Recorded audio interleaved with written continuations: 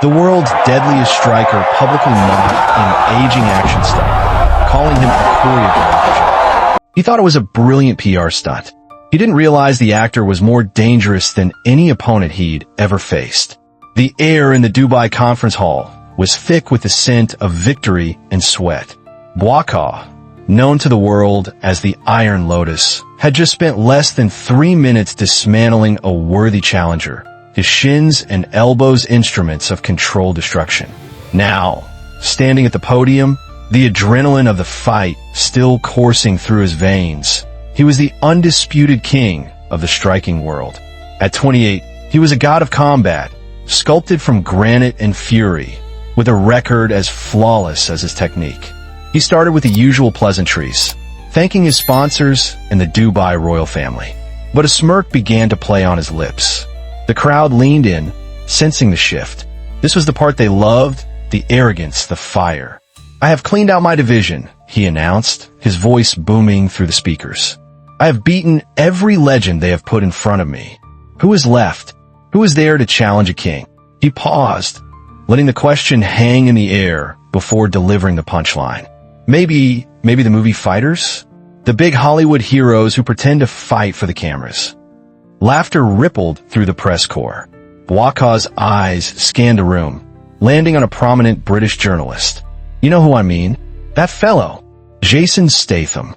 He contorted his face into a mock scowl and mimicked a thick London accent. "Ejo, Gubnor, time for punch-up."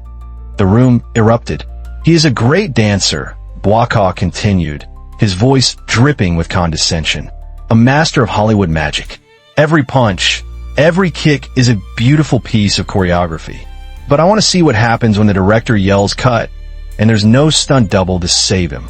He leaned closer to the microphone, his voice dropping to a conspiratorial whisper that was broadcast to millions. "I could break that man with a single leg kick. Not his movie character. Him, the actor." The statement was a declaration of war. Within minutes, the clip went viral. Hashtag Statham vs. Buakaw was trending globally. Buakaw's team was ecstatic. They saw a payday that transcended the sport. He was no longer just a fighter. He was an entertainer, a villain the world loved to hate. He looked directly into the main camera, a predator spotting his prey. "So, Jason," he finished, the challenge echoing around the globe. "If you got any real guts left under that tailored suit, come find me. Prove me wrong." Thousands of miles away, the world felt different. On a rugged, windswept coastline in Scotland, the only sound was the roar of the North Sea crashing against ancient cliffs. Inside a stone house, warmed by a crackling fireplace, Jason Statham sat reading a book. At his feet, his British bulldog, Winston, snored contentedly, oblivious to the storm brewing in the digital world. An associate entered the room, a tablet in his hand, his expression hesitant. "Jason, you need to see this." Statham took the device without a word. He watched the clip of Buakaw's press conference, his face a mask of calm. He didn't flinch at the insults, didn't react to the mocking accent. His eyes, however, held a focus that was colder and harder than the Scottish winter outside. He watched it once, then a second time, analyzing every nuance of the younger man's arrogance. When it finished, he handed the tablet back, took a slow sip of his tea, and stared into the flames. Winston stirred, lifting his head and letting out a low grumble, sensing the subtle shift in the room's energy. For 24 hours, the internet speculated wildly. Pundits and fans declared it a PR stunt, a joke. They said Statham would be wise to ignore it, to let the champion have his moment. They said he was an actor, and this was a world he didn't belong in. Then, the response came. It wasn't a press release from a high-powered agent. It was a simple video posted from Statham's rarely used personal account. The footage was raw, shot on a phone. It showed him standing on the edge of a cliff, the wind whipping his jacket, gray waves churning violently below. He wasn't posing. He was just present. He looked directly into the lens, his gaze piercing. "Buakaw, I heard you," he said, his voice calm and clear, cutting through the howl of the wind. "Some roles aren't meant to be played with." 9 words. That was all. The video ended. It exploded across the internet. its quiet intensity a stark contrast to Buakaw's theatrical taunts. It was the whisper that was louder than the scream. Within 48 hours, the impossible was made official, a one-round exhibition match in Dubai. All proceeds to charity. Buakaw's camp immediately accepted with a social media post of a laughing emoji and a picture of a lion mauling a movie camera. They thought the game was won. They had no idea the real hunt was about to begin. The world was treated to a tale of two preparations, a study in the vast difference between noise and signal. The noise came from Phuket, Thailand. In a state-of-the-art training facility bathed in tropical sun and pulsating EDM, Buakaw's camp was a media circus. Influencers streamed his every move. Sponsors lined up for photo ops. His training was a spectacle of pure, unadulterated power. Leaked videos showed him splintering a thick banana tree with a series of thunderous leg kicks, the cracks echoing like gunshots. He sent a 300-pound heavy bag flying off its steel chain with a single, devastating knee strike. He sparred with 3 fresh partners at once, a whirlwind of elbows and shins, never taking a step back. Every session was a performance designed for the highlight reel, reinforcing his brand of beautiful destruction. In interviews, he was dismissive, laughing. "I will show him the difference between a movie fight and a real one," he boasted. "I hope he has a good stunt coordinator and a good doctor." The signal came from the desolate coast of Scotland. It was pre-dawn, the landscape shrouded in a cold, persistent mist. The only sounds were the rhythmic crash of waves and the distant cry of gulls. Statham's training took place in a minimalist, stone-walled gymnasium. There was no music, no entourage, no cameras, save for one grainy, low-light video that was mysteriously leaked online. The footage was chilling. Statham wasn't hitting anything. He was moving with a younger, heavier training partner who attacked with relentless, aggressive force. But Statham didn't block in the traditional sense. He absorbed. He redirected. With subtle shifts in his center of gravity and precise, economical hand movements, he turned the attacker's own momentum into a weapon against him. A furious punch was guided harmlessly past him. A charging takedown attempt was met with a slight pivot that sent the partner stumbling into a wall. The style was an elegant, brutal fusion. The fluid, pressure point-focused efficiency of Systema combined with the tight, economical structure of Wing Chun. It wasn't about overpowering the opponent. It was about deconstructing him piece by piece with the cold precision of a surgeon. The clip showed Statham controlling chaos with calm, ending a violent flurry with a simple, almost gentle touch that left his partner completely neutralized. The internet's tone began to shift from amusement to a fascinated, nervous curiosity. The lion, they realized, might be walking into a trap set by a ghost. The Dubai night was clear and cool, the stars brilliant against the black velvet of the desert sky.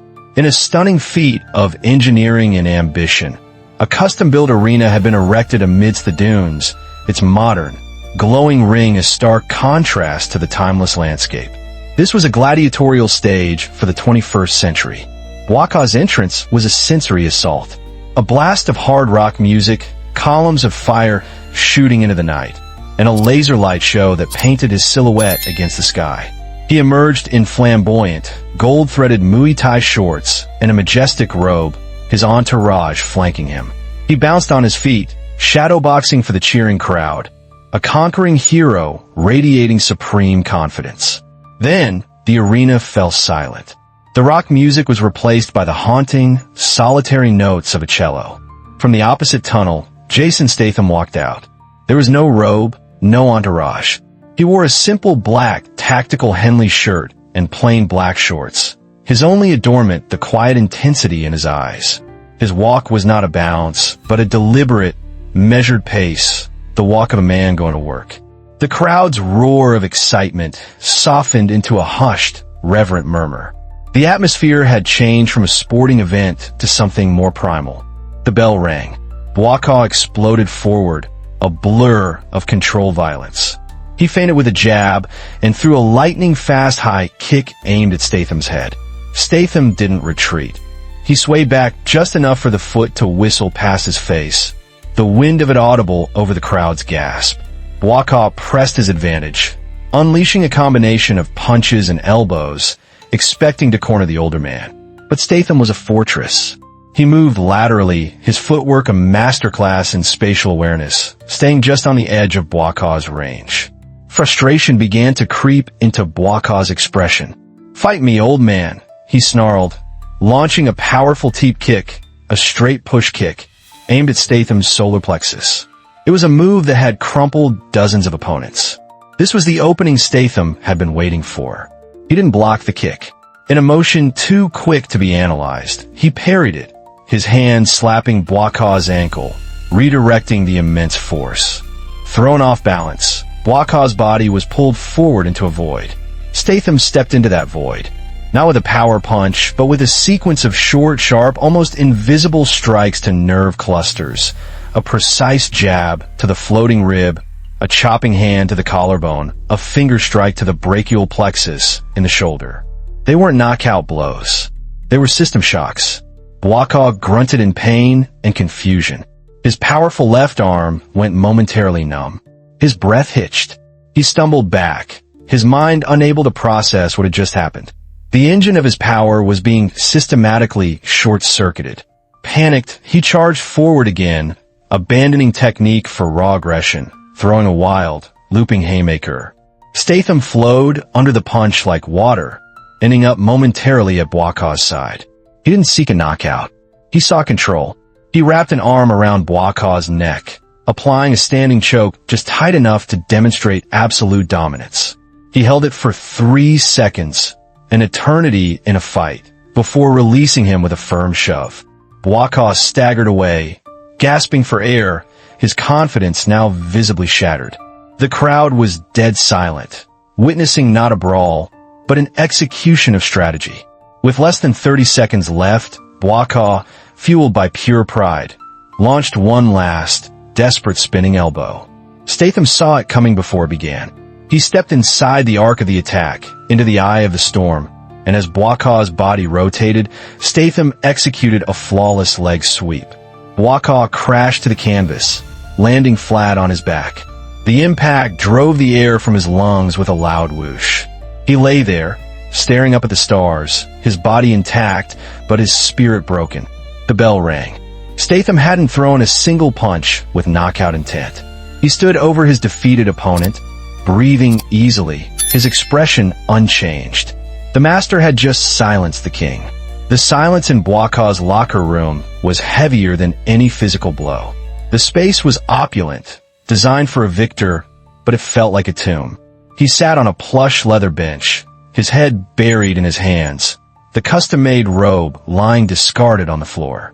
The medical team had checked him over. No broken bones, no serious injuries. Just a collection of deep, stinging bruises on his torso and a pride that had been systematically dismantled in front of the world.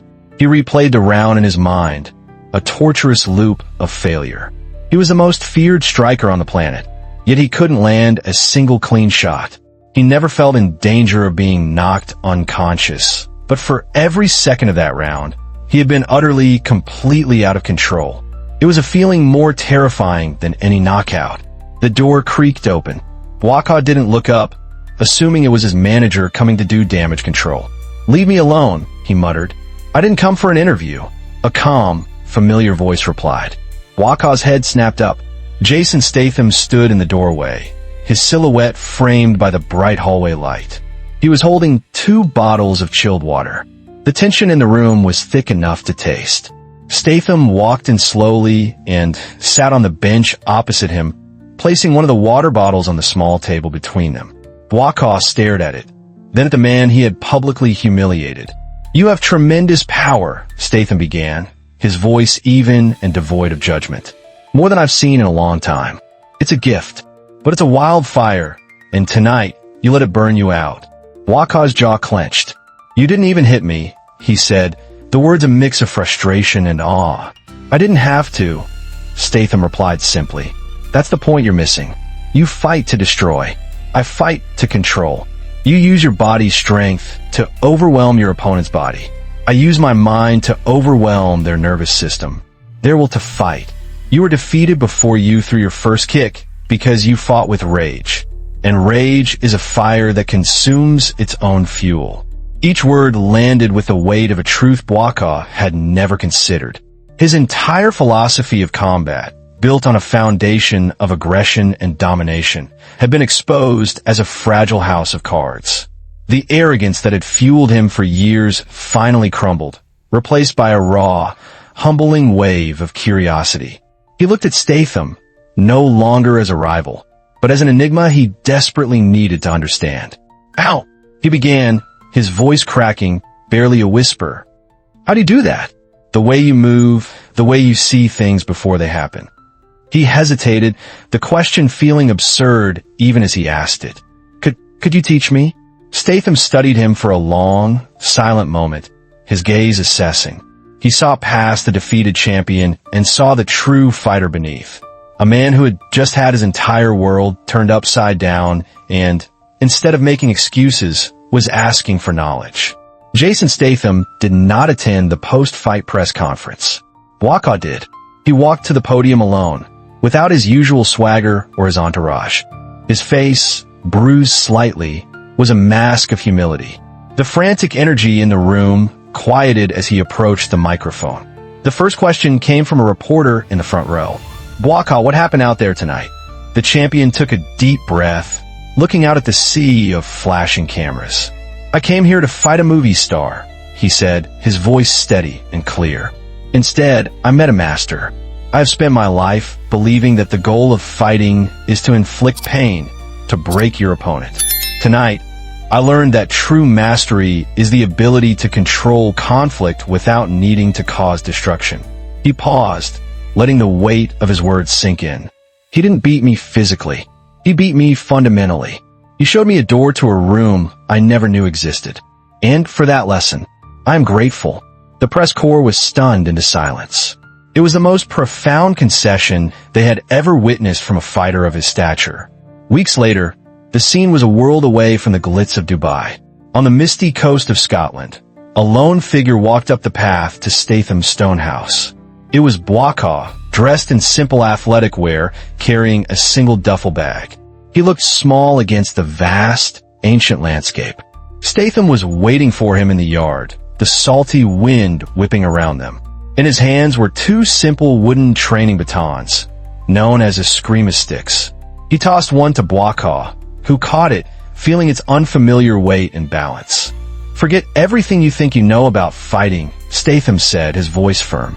"Before you learn to strike, you must first learn to listen. To the wind, to the sea, to your opponent's intention, before he even forms it." Buakaw looked down at the wooden stick, then up at the man he once mocked. He had come seeking a fight, but had found a teacher. His journey as a champion was over. His journey as a martial artist was just beginning. The scene fades to black. A narrator's voiceover begins, calm and thoughtful. A dynasty's end can be a legend's true beginning. Power comes in many forms, and the greatest is often the quietest.